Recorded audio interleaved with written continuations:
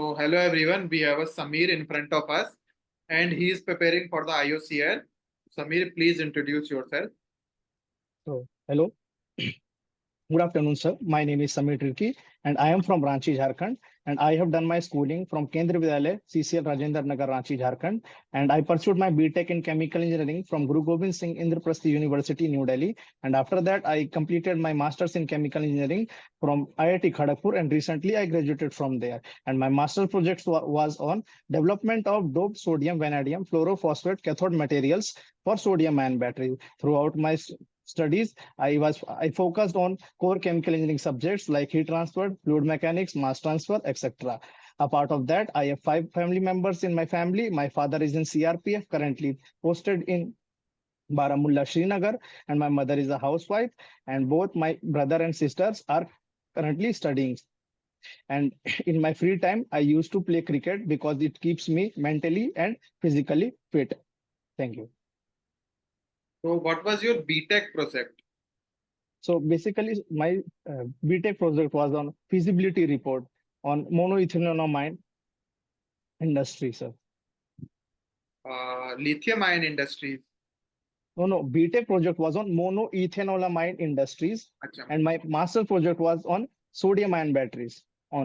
Sodium-ion batteries. So, sodium-ion batteries or lithium-ion batteries, Yes, sir. which is more feasible?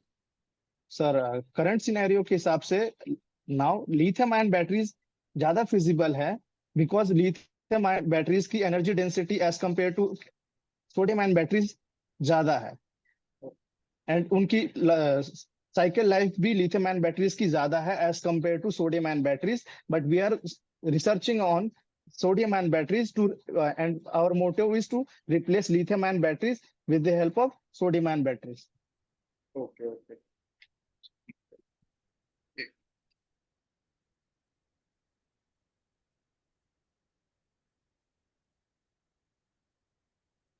हाँ, तो आपने distillation column सुना होगा। Yes, sir. Distillation column में refinery में कौन कौन से प्रोडक्ट्स हम विड्रॉ करते हैं? Atmospheric vacuum distillation units. Yeah, basically, sir, first of all, हम जो प्रोडक्ट्स हैं एडीयू के वो फ्लू गैस होंगे, लाइट गैस ऑयल होंगे, वैक्यूम गैस ऑयल होंगे और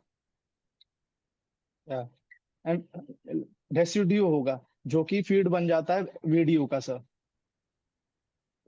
ओके, और वीडियो के क्या क्या प्रोडक्ट्स होंगे? सर वीडियो के प्रोडक्ट्स होंगे सर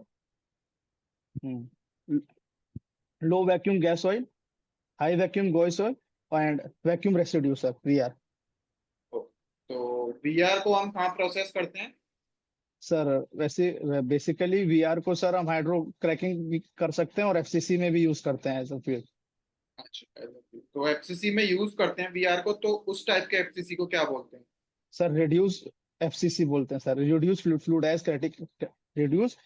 कैटालिटिक क्रैकिंग प्रोसेस, और जहाँ पे एफसीसी में वीआर कौन है, कौन सर। से कैटलिस्ट यूज करते हैं? सर जनरली अभी currently sir ZMSF5 zeolite use कर रहे हैं, सर, फ्लूइडाइज कैटालिटिक क्रैकिंग में। अच्छा, तो उसकी क्या प्रॉपर्टीज होती हैं?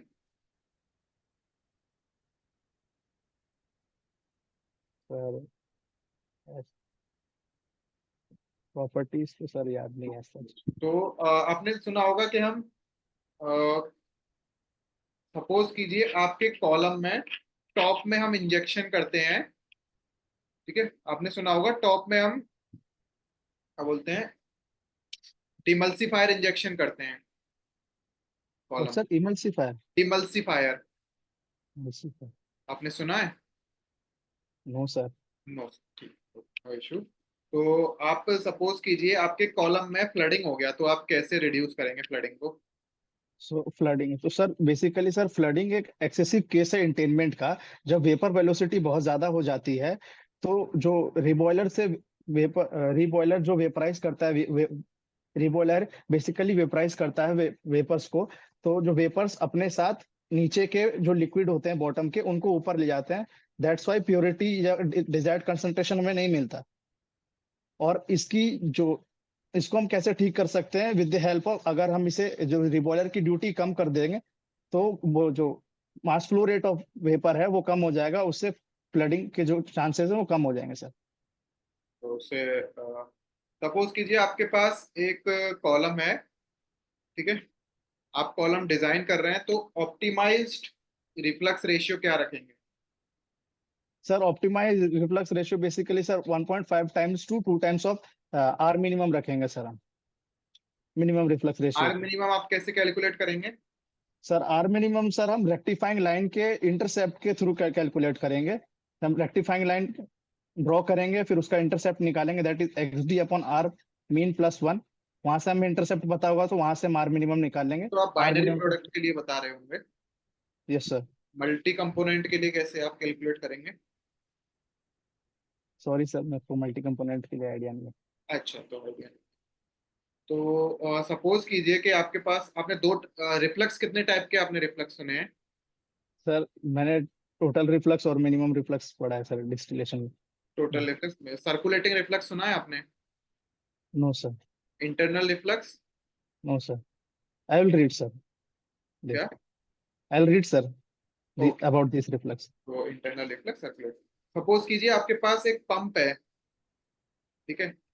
Yes sir. पंप अगर सील लीक कर गया, पंप में सील होती है ना, आपने सुना होगा, या केसिंग होती है और फिर सील होती या है, ठीक यस है। Sir, yes sir. ठीक है, तो वहां से अगर लीकेज हो गया तो आप क्या एक्शन लेंगे?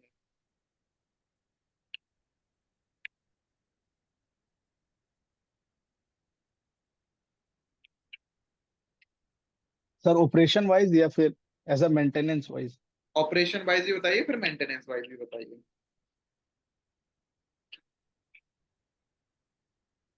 सर लीकेज अगर होगा तो सर लीक प्रूफ मटेरियल की हम यूज कर सकते हैं लीकेज को रोकने चलिए, के वो तो लिए। नेक्स्ट नेक्स्ट टाइम के लिए होगा, लेकिन मान लीजिए लीक हो गया तो आप क्या करेंगे?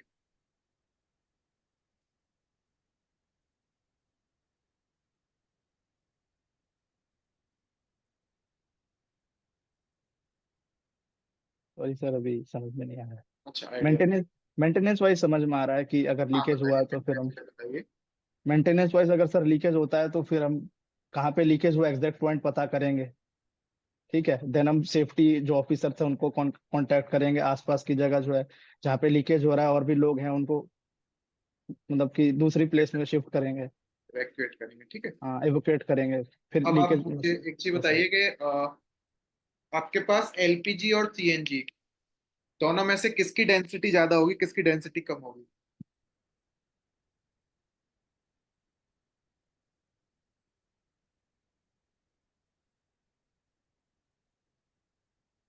सर सीएनजी की ज्यादा। सीएनजी की ज्यादा होगी। क्यों ज्यादा होगी?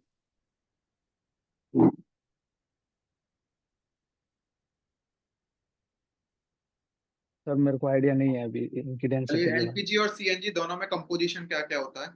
सर बेसिकली सर एलपीजी जो है एक मिक्सचर है सर ब्यूटेन और प्रोपेन का and some amount of pentane, जिसमें ब्यूटेन 80% के आसपास होता है और 20% प्रोपेन होता है।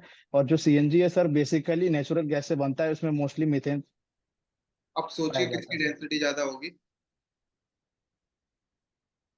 उस हिसाब से सर एलपीजी होगा सर।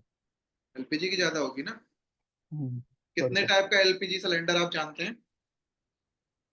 सर एक तो सर डोमेस्टिकली यूज करते हैं हम सर, वो 14.2 केजी जिसमें गैस होता है। वो क्या ग्रॉस वेट होता है, नेट वेट होता है, क्या होता है यार वो? सर नेट वेट सर मेरे को लगता है उसका 29 पॉइंट समथिंग होता है। वो नेट वेट ट्वेंटी होता है नाइन कि वो पॉइंट ग्रॉस वेट होता है? सर मुझे। दोनों में डिफरेंस बताइए, नेट वेट और ग्रॉस वेट क्या होता है? सर नेट वेट होगा सर जिसमें मतलब टोटल वेट जो है गैस का और सिलेंडर का, वो नेट वेट हो गया। और गैस के अंदर जो लिक्विड, वो ग्रॉस वेट हो गया सर। ठीक। तो अब आप बताइए कि सीएनजी अपन सेल करते हैं, जी सर। ठीक है, तो उसकी क्या ब्रांड नेम से सेल करते हैं? सर सीएनजी के लिए अलग से पेट्रोल पंप्स है दैट्स जहाँ। That's all I want to hear. ठीक है, तो एल जो पेट्रोल होता है, पेट्रोल, नॉर्मल पेट्रोल, सपोज कीजिए आपके पास एक कार है, ठीक है। Yes sir. आपने नॉर्मल कार है, ठीक है, एडवांस कार नहीं ओके। है जो पुराने जमाने में चलती थी, वो कार है, ठीक है। तो आपने नॉर्मल पेट्रोल डलवाया जिसका ऑक्टेन नंबर है 91, ठीक है। ओके। एक बार नॉर्मल पेट्रोल डलवाया, दूसरी बार आपने 95 पेट्रोल डलवा लिया, एक्सपी 95। Yes sir. हर टाइम आपने एक्सपी 100 पेट्रोल डलवा लिया, तीनों में से एफिशिएंसी किस में ज्यादा होगी? सर ये डिपेंड करेगा कि जो हमारा, जैसे आपने बताया, कार कार अगर हमारा ओल्ड मॉडल है, तो कार की जो इंजन की डिजाइनिंग हुई होगी, उसकी कंप्रेशन रेशियो दैट मच नहीं होगा, मतलब कंप्रेशन रेशियो कम होगा। तो in my point of view मुझे लगता है कि जो प्रीमियम वाला जो ऑक्टेन नंबर जिसका 91 है, वो ज्यादा एफिशिएंट होगा, क्योंकि ये जो एक्सपी 95 और जो एक्सपी 100 है, वो प्रीमियम कार्स के लिए, मतलब लग्जरियस कार्स के लिए, जिनकी जो इंजन की डिजाइनिंग है एंड कंप्रेशन रेशियो उनका ज्यादा है। तो तो मुझे लगता है कि 91 ऑक्टेन नंबर वाला ज्यादा प्रेफरेबल होगा। तो ये जो 91, 95, 100 हम डिसाइड करते हैं, वो कौन डिसाइड करता है? खुद ही डिसाइड करते हैं क्या आईओसीएल वाले?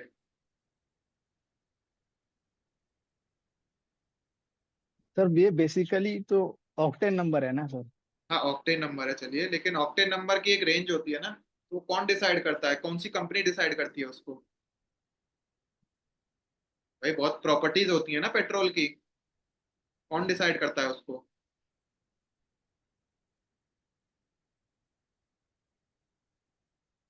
सर ये इंजन, मतलब जो पेट्रोल इंजन डेवलप जैसे मान करते हैं। लीजिए सल्फर की भी प्रॉपर्टी होती है कि इतने से ज्यादा सल्फर कंटेंट नहीं होना चाहिए। अच्छा अच्छा अच्छा एरोमेटिक अच्छा। की भी प्रॉपर्टीज होती है, कौन सर बी डिसाइड एस करता सिक्स सर BS6। है? BS6, BS6 कब से इम्प्लीमेंट हुआ है कंट्री में? सर ये 2020 से का मतलब इम्प्लीमेंट हुआ है सर। एरोमेटिक कंटेंट कितना होना चाहिए पेट्रोल में BS6 के अकॉर्डिंग?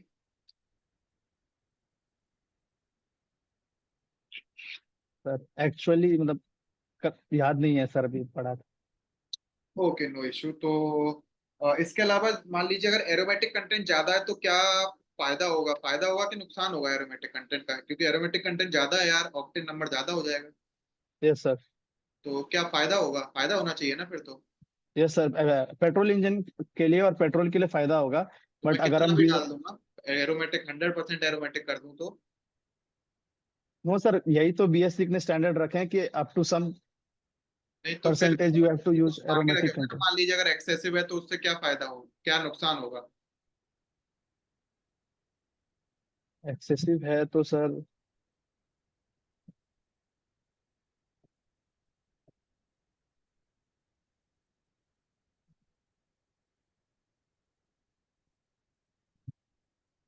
सॉरी सर याद नहीं आ रहा। तो चलिए बताइए, बर्नौली थ्योरम क्या होती है, कहाँ कहाँ यूज करते हैं बर्नौली थ्योरम? तो सर बेसिकली बर्नौली थ्योरम बताती है कि summation of the total heads in a stream line during a steady flow is constant sir, that the total heads are the summation of kinetic head, pressure head and potential head। तो basically sir ये pipe के अंदर, pipe pumps में and pipe के flow में हम energy balance लगाते हैं, दो पॉइंट्स मतलब कि एज्यूम करके। चलो ठीक है, तो ये एनर्जी बैलेंस हो गया। अब मान लीजिए कि मेरे पास एक पाइप है, जैसे मान लीजिए ये पाइप है, ठीक है। ठीक है, यहाँ पे मैंने एक ओरिफिस मीटर लगा दिया, ठीक है। ओरिफिस मीटर लगा दिया, मुझे यहाँ का प्रेशर पता है, इस पॉइंट का प्रेशर मुझे पता है, इस पॉइंट का कैलकुलेट करना है। कैसे कैलकुलेट करेंगे? सर ये बर्नौली अप्लाई कर देंगे सर, दोनों पॉइंट पे। दोनों पॉइंट पे बर्नौली अप्लाई कर दो। Orifice yes sir. मीटर लग रहा है तो उससे क्या फायदा होगा, क्या नुकसान होगा? हाँ sir, basically sir orifice meter एक टाइप ऑफ फ्लो मीटर है सर, जो कि हम यूज करते हैं फ्लो रेट्स और एवरेज वेलोसिटी फाइंड करने के लिए। एंड इसमें सर ये एक वेरिएबल हेड फ्लो मीटर है, जिसमें सर एरिया जो है वो कांस्टेंट होगा, बट प्रेशर जो है वो वेरी करेगा सर, दैट्स वाई हम यहाँ पे प्रेशर फाइंड कर रहे हैं। चलो, तो ठीक है समीर, मैं फीडबैक देता हूँ, ठीक है। बस सर। तो फर्स्ट थिंग इज कि देखो, आपका जो बेसिक नॉलेज है वो अच्छा है, ठीक है ना? क्योंकि मैं सब्जेक्ट से काफी कम ही पूछता हूँ लोगों से, लेकिन मैंने आपसे काफी पूछा है सब्जेक्ट से, कि बेसिक नॉलेज आपका अच्छा है, ठीक है। अगर आप कंफर्टेबल हो तो आपकी गेट रैंक क्या है, अगर आप बता सकते हो तो? Yes sir, sure sir. या सर वो 825 है सर।